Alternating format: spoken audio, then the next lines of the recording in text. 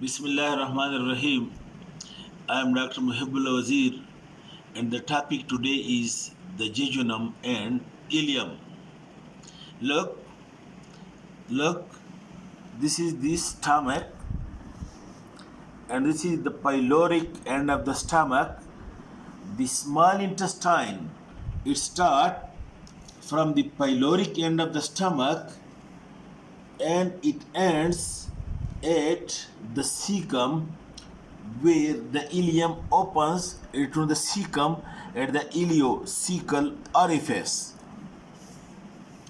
The first part of the small intestine is the duodenum, which is C-shaped with the concavity of the C is directed toward the left, and it contains the head of the pancreas.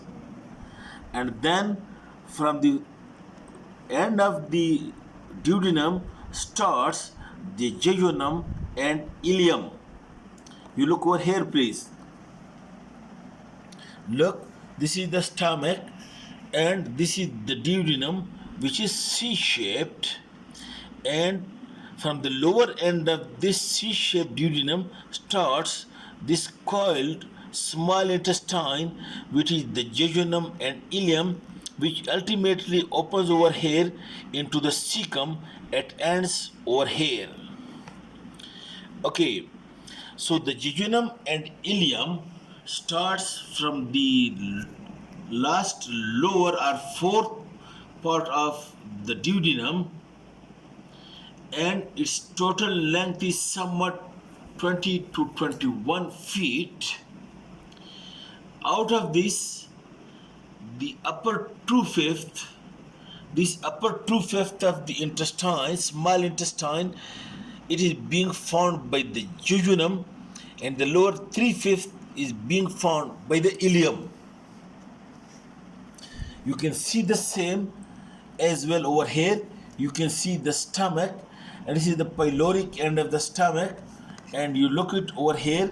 From this pyloric end, you can see this C-shaped duodenum, which is being occupied by the head of the pancreas, and from the C-shaped duodenum over here then start the jejunum and ileum. And note the point that the duodenum, the fourth part of the duodenum, it passes towards the left. It is C-shaped like this. The fourth part, which is also called as ascending part, it passes toward the left, level with the L2 vertebra.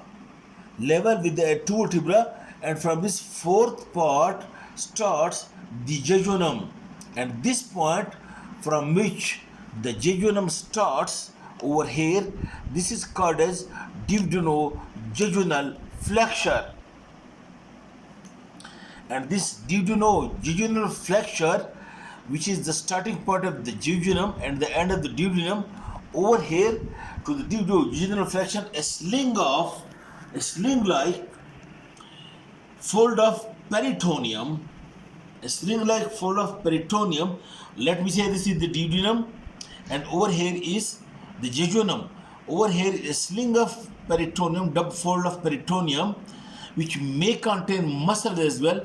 Attach this duodenojejunal flexure to the left, to the crest of the diaphragm, and this is called as duodenojejunal ligament or ligament of Treitz, Treitz. It connects it to the crest of the diaphragm, and from this left side of the aorta, level with the L2 vertebra, then the jejunum comes like this and lies free in the abdominal cavity. And note that this part of the small intestine, it is being connected. Look, let me say that over here is the small intestine.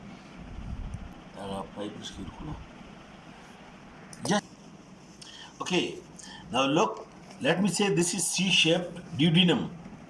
The lower end of the duodenum it passes upwards and to the left lever with the L2 vertebra, and from this then starts the jejunum. And this part from it, this called the duodenojejunal flexure, this is being connected to the crus of the diaphragm by the ligament of tights, which make it as muscles. And from this, then the jejunum and ileum, it passes over here. Look, over here is the large intestine. You can see it. This is the cecum, and over here the ileum ends by opening into the cecum. So the jejunum starts from over here and ends over here in the cecum. Now it's this jejunum and ileum, this is being enclosed. Let me say this is the peritoneum over the posterior abdominal wall. What happens? It passes upward around this small part of the small intestine and then descend downward. In this way, a double layer fold of peritoneum is being formed around the duodenum and jejunum from the peritoneum of the posterior abdominal wall. And this double layer fold, it is being called as mesentery of the small intestine. And the blood vessels, the lymphatic vessels and nerves, it passes between these two layers to reach to the intestine. It passes between these two layers, and this is called as mesentery of the small intestine. Okay, now the jejunum, look, the jejunum and ileum is continuous with one another, but there is successive change in the diameter, in the thickness of the wall, and in the distribution of the blood vessels to this part of the intestine. And then what are the differences between the duodenum and jejunum, so that during surgery you can differentiate between the two. Okay, now the first point is, I told you that it starts over here, the jejunum, it starts over here at the left of the midline. At the left of the midline is a continuation of the fourth part of the duodenum. So most of the jejunum coils, it lies over here in the upper left quadrant of the abdomen. Upper left quadrant of the abdomen, over here, this most part is being occupied by the jejunum, while the ileum lies more to the right lower quadrant. You see it over here. The ileum lies to the right lower quadrant of the abdomen, while the jejunum lies at the left upper quadrant of the abdomen. One point. Secondly, the mesentery of the jejunum, look, the mesentery of the jejunum, it lies toward the left of the aorta. Look, this is aorta. It lies toward the left of the aorta, while the mesentery of the ileum, it lies at the right of the aorta. The 2 points. And thirdly, when you feel the wall of the intestine in your hand, the wall of the jejunum is much thicker than the wall of the ileum.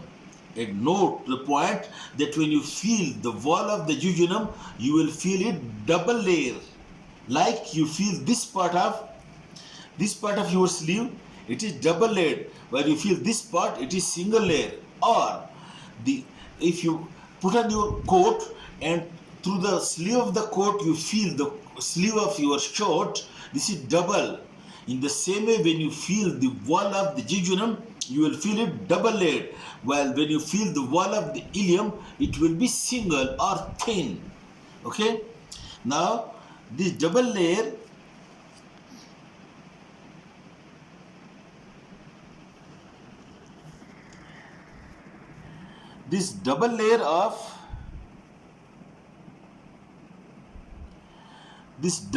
of the jejunum is because the mucosa inside the jejunum, I show you.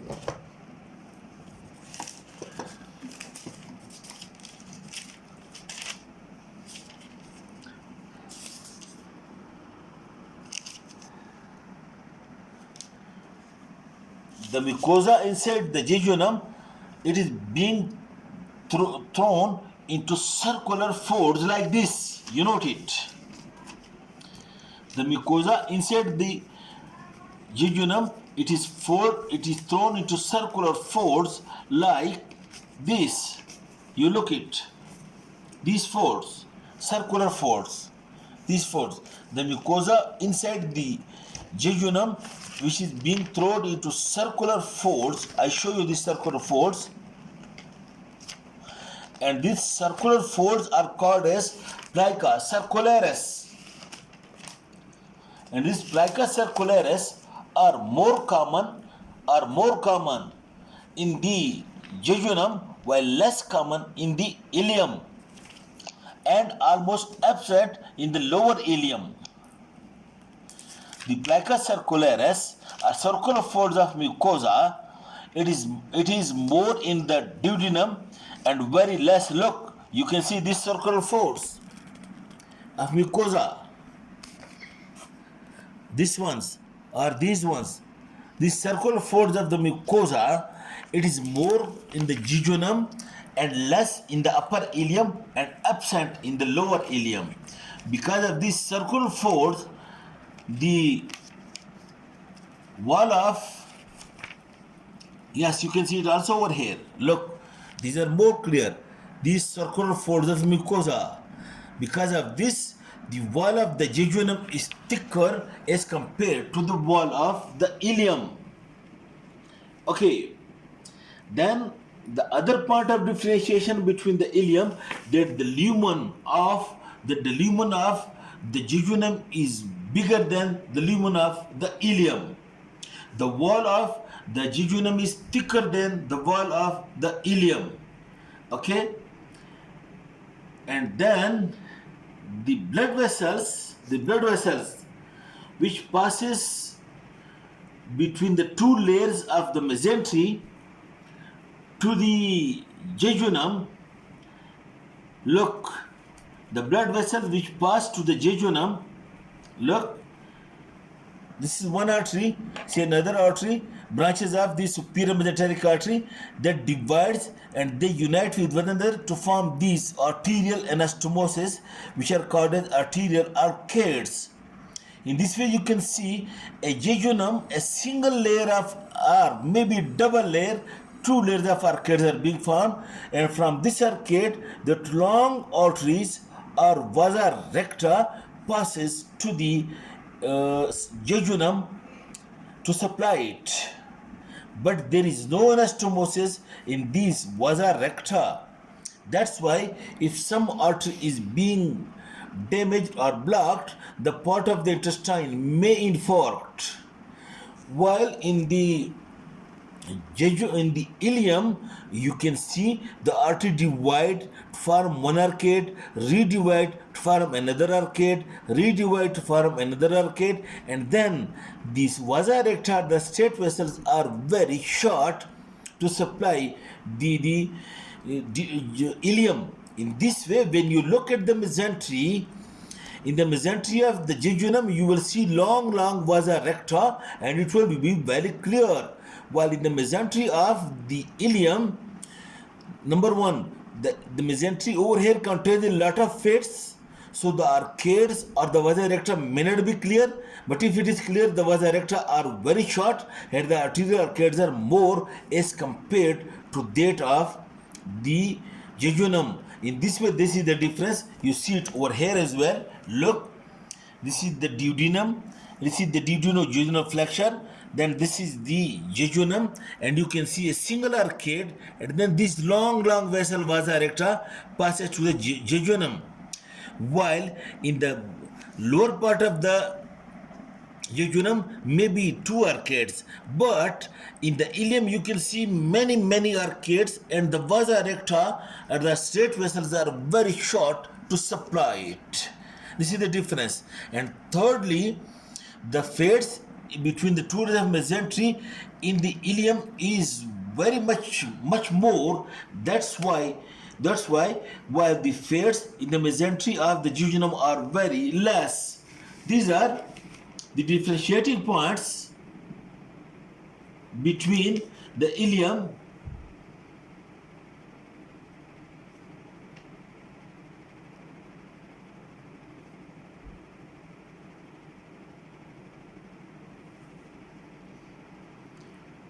while present in the wall of the ileum, not in the jejunum, there may be a lymphatic nodules or lymphatic collection which are being called as Peyer's patches. Peyer's patches are being present in the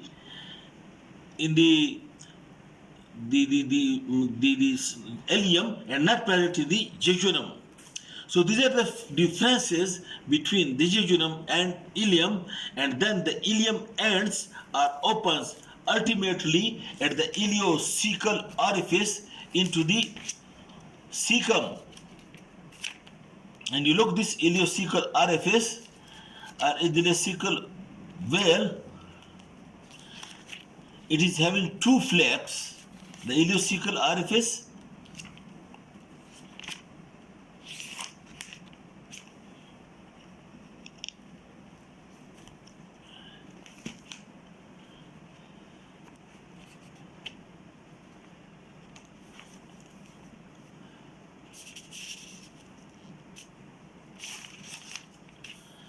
look over here the same. Look, this is the jejunum, singular arcade, long vasa recta. This is the ileum, many arcade, short vasa recta. Then you can see these circular folds in the jejunum, plica circularis, while they are not present in the ileum. And then you can see these Peyer pages are lymphatic collections in the ileum, not present in the jejunum. And then the opening of